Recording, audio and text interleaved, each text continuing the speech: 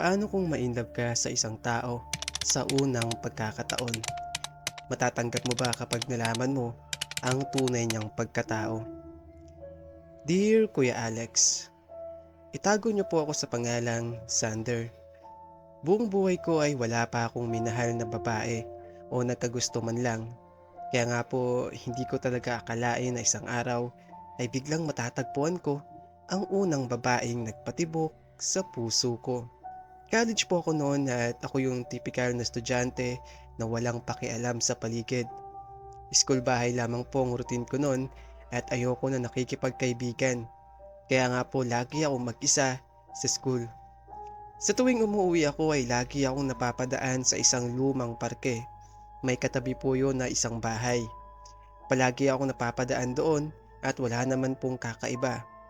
Until isang gabi nang mapadaan ako, may nakita akong isang babae na nakaupo sa isang upuan sa may parke. Para po bang may inaantay. Noong mga oras na iyon ay gabi na. Nung una ay inisip ko po na isa itong multo.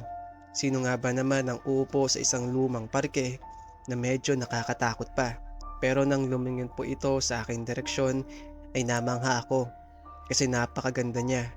Yung mahabang buhok at magagandang mata na hindi nakakasawang tingnan.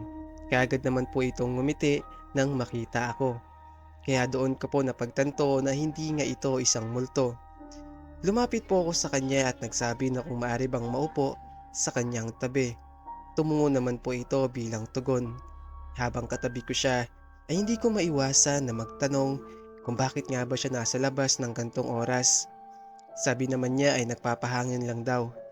Walang biro Kuya Alex dahil yun po ang unang beses na magkagusto ako sa isang babae. Kagad ako nagpakilala sa kanya. Ako nga pala si Sander, magpapakilala ko. Ngumiti naman po ito at nagpakilala din bilang si Samantha. To cut the long story short po ay naging magkaibigan kami ng gabing yon. Inabot pa nga po ng ilang oras ang pag-uusap namin hanggang sa nagpaalam na kami sa isa't isa. Sa pag-uwi ko ay grabing ngiti po ang nararamdaman ko.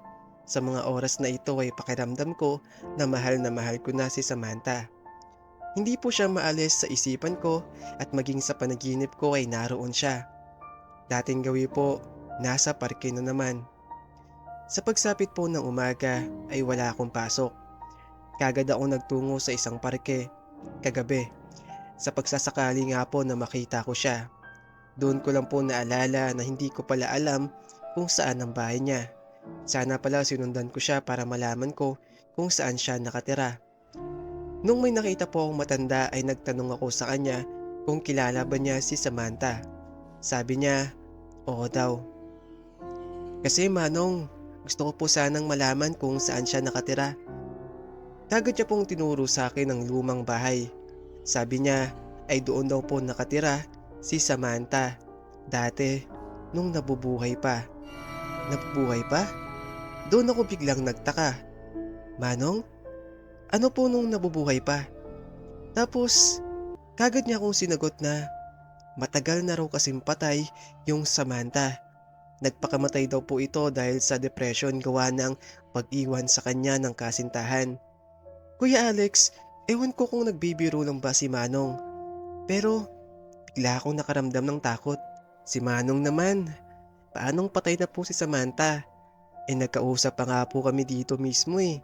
Saad ko naman at napansin ko na bigla pong nanlaki ang mga mata nung matanda. Paano nga buhay pa? 3 taon nang patay si Samantha. At isa pa ako pa nga umayos sa puntod niya. Kung ayaw mong maniwala, sumunod ka sa akin sa sementeryo. Saad naman po niya. Yun naman po ang ginawa ko. At doon ay pinakita sa akin ng matanda ang puntod raw ni Samantha. Totoo nga Kuya Alex dahil naroon po ang larawan ni Samantha sa mismong puntod. Doon ako mas lalong natakot dahil isa na palang multo ang nakausap ko kagabi. Pero nawala rin po yun nang maalala ko ang mukha ni Samantha at ang nararamdaman kong pag-ibig para sa kanya, para sa isang multo. Nasa isip ko po no na ayos lang kahit isa ng multo si Samantha. Ang mahalaga ay ang nararamdaman ko para sa kanya Kaya tuwing dumadaan ako ay doon pa rin po ako nagdadaan sa parke para makita siya.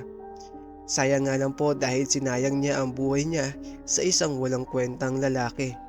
Sana mas maaga ko siyang nakilala dahil hindi ko po ipaparamdam sa kanya ang ginawang pag-iwan ng walang kwenta niyang kasintahan.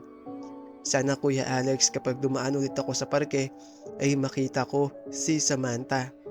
Doon ay yayakapin ko talaga siya at sasabihin na mahal kita. Wala po akong pakialam kahit na ano pang sabihin nila. Ang mahalaga ay mahal ko siya bilang isang multo at bilang si Samantha. Sumusulat, Sander.